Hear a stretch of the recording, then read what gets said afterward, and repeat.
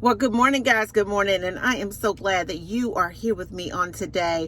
I want to apologize. I am running a little bit behind today. I have a glare in this video, which means that I'm going to have to record another day for the rest of the week.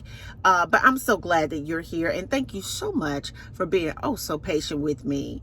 And I just want to say that, sometimes in our life, if you're like me, I don't know, but I have so many things on my plate, and sometimes I get a little tired and I just want to relax and just be in the presence of God, just mainly so I can connect with him and just hear what he is trying to say to me. And so I got kind of caught up today and lost track of time. But with that being said, I do have something that I want to share with you. Being a chosen one is one of the most, I would say, rewarding but yet bizarre things, because our walk is a little bit different from anybody else's walk. That's not to say that our walk is better. It's just different. The way that God really handles us is a little bit different than he handles everyone else. The things that other people may be able to get away with, we can't, because of the mandate that God has on our lives. And so with that being said, we come through bloodlines that are very contaminated sometimes with evil.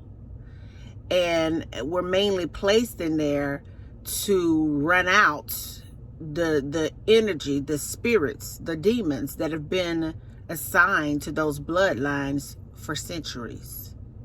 So then you get into environments, because you still don't know who you are, and you encounter people whose mind or minds have been laced with the spirit of evil. And I want you to know today that the same people that the enemy used to break you in hopes that you would never wake up to who your full potential in God is, that you would never wake up to the gifts and talents that God has hid on the inside of your soul, so that you would never wake up to do the will of God in your life. Those same people have to sit back and watch God build you up, watch God bless you, watch God take everything that they meant for evil and work it out for your good. Watch God produce massive fruit, harvest, and all of the good things through you and your children. I'm talking about they're having to sit back and watch in awe. I want you to understand this, that as chosen ones, we go through times where we're, it seems like everything is great in our lives, and then all of a sudden things change. We began to go through more of a transformation, because God is wanting to get more out of us. And it takes me back to the Word of God, where Jesus was teaching about the vine and the branches. And I want to take you over here to John 15, verse 1 through 18. I'm going to hop in at verse 1 through 2. It says that I am the vine, the true vine, and my Father is the gardener, and he cuts off every branch in me that bears no fruit, while every branch that does bear fruit, he prunes so that it will be even more fruitful. If we jump over the verse 5, and I am the vine, and you are the branches. And if you remain in me and I in you, you will bear much fruit. Apart from me, you can do nothing. If you remain in me and my words remain in you, ask whatsoever you wish, and it will be given or be done for you. This is to my Father's glory, that you bear much fruit, showing yourselves to be true disciples. So we have some things that happen. I am the vine and ye are the branches. He cuts off every branch in me that does not bear fruit, while every branch that does, he prunes it. Every branch that does, he prunes it. And as a branch in the tree of life, sometimes we have to be cut back in order for us to release things inside of us that could contaminate the whole entire tree.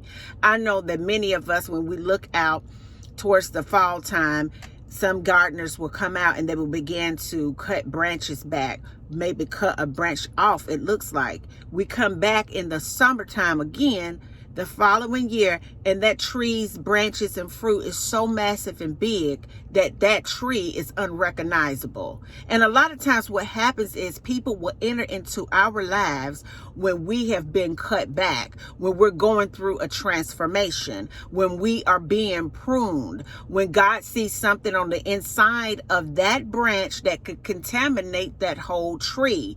And as a tree in the garden, God's will for your life is for you to flourish, for you to produce fruit and do great things. But he will allow the enemy to come in, and he will use that enemy to get out whatever impurity in you, outside of you, so that you can be stronger, more mighty, and all the great things that God has for you. And I just wanted to reach out and encourage somebody who may be going through a pruning process in God, where you feel like, you don't understand what may be going on in your life. You feel like, I thought I had it all together, and for whatever reason now it just seems like I'm just having so many challenges. You may feel like everything that I have poured into my environment, it seems like it was a lie. I'm letting you to know that it wasn't a lie.